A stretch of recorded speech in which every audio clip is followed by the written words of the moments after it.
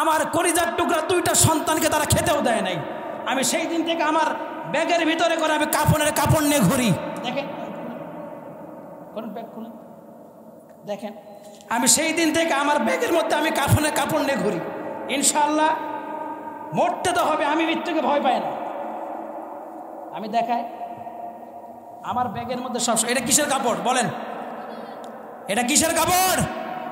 আমাকে মৃত্যুর ভয় দেখে লাভ না, আমার জীবন তো একেবারেই শেষ।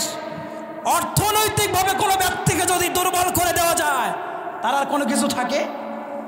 আমাকে অপদস্থ করা হয়েছে প্রকাশ্য রাজপথে, সেগুলো আমি ভুলে যাই নাই। আমার ভাইরা ইনশাআল্লাহ এগুলোর প্রত্যেকটার দাগ ভাঙা জবাব দেওয়া হবে। আমি বলতে চাই, ডক্টর ইউনূস সাহেব, আপনি শুধু মাজা সুন্দর করে দাঁড়িয়ে থাকেন। আপনাকে সাপোর্ট দেওয়ার জন্য বাংলাদেশের 20 কোটি তৌহিদি জনতা, আপনাকে সাপোর্ট দেওয়ার জন্য আমরা সবাই রেডি আছি। কথা বলুন ঠিক কিনা? গত 17 বছরের যত দুর্নীতি, গত 17 বছরের যত অত্যাচার, গত 17 বছরের যত দুরাচার, সবগুলোর বিচার করেন। আপনার জন্য প্রয়োজনে রাজপথে যদি জীবন দিতে হয়, আমি মুস্তাকিম বিল্লাহ সহ বাংলাদেশের লক্ষ লক্ষ মানুষ জীবন দেওয়ার জন্য রাস্তায় নেমে যাবে। কথা বলুন ঠিক কিনা? আমার ভাইয়েরা, ভয় পাওয়ার কোনো প্রয়োজন নেই।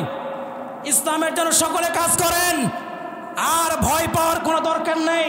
সামনের দিকে অগ্রসর হবেন। সামনে যত বাধা বিপত্তি যাই থাকুক না কেন, সমস্ত বাধার ষড়যন্ত্রের জালকে ছিন্ন করে আমরা সামনের দিনে বাংলাদেশে কোরআনের দিন হিসেবে দেখতে চাই। কথা বলুন ঠিক কিনা? বাংলাদেশের সব মানুষের নাম বদলাতে পারে, বইয়ের পাতায় স্বাধীনতা সংগ্রাম বদলাতে পারে, বঙ্গোপসাগরের সব পানি যেতে পারে শুকিয়েও, গোটা রাজধানী গিলে নিতে পারে বুড়িগঙ্গার ঢেউ, সুন্দরবন কেটে হতে পারে ইটের ভাটার লাকড়ি, শিল্পপতিরা দেউলিয়া হয়ে খুঁজতে পারেন চাকরি, চোরগুন্ডারা পেয়ে যেতে পারে মন্ত্রীর মর্যাদা, আইনের ফাঁকে কালো টাকা সব হয়ে যেতে পারে সাদা। অনেকেই বলে এই দেশ নাকি হুজুগে জাতির দেশ, দফায় দফায় বদলায় রং ঢং পরিবেশ। তাই বলি ইসলাম তো এ দেশে হুজুগে হবে না শেষ, হুজুগে হবে না শেষ। ইসলামী মাটির পরতে পরতে জনপদে ঘরে ঘরে, ইসলামী মাটির 90% মানুষের অন্তরে। ইসলাম নিয়ে কেউ ছিনিমিনি খেলে এমন শক্তি নেই, আর কিছু থাক না থাক এদেশে ইসলাম থাকবে।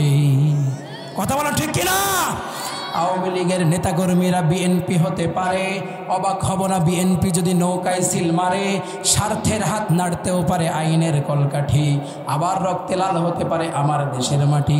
ক্লাইবের সাথে হতে পারে ফের মির্জাফরের সন্ধি, বিদ্রোহী কবি হয়ে যেতে পারে লৌহ কপটে বন্দি। এই বীরদের মাটি পীরদের ঘাটি শহীদের বাংলায়, জনতার ভোটে কিবা ভোট লুটে যেই যাক ক্ষমতায়। নাস্তানাবুদ হয়ে যাবে যদি ইসলাম ভুলে যায়, ইসলাম ভুলে যায়। ইসলামী মাটির পরতে পরতে জনপদে ঘরে ঘরে, ইসলামী মাটির 90% মানুষের অন্তরে। ইসলাম নিয়ে কেউ ছিনিমিনি খেলে এমন শক্তি নেই, আর কিছু থাক না থাক এদেশে ইসলাম থাকবে। কথা বলেন ঠিক কিনা?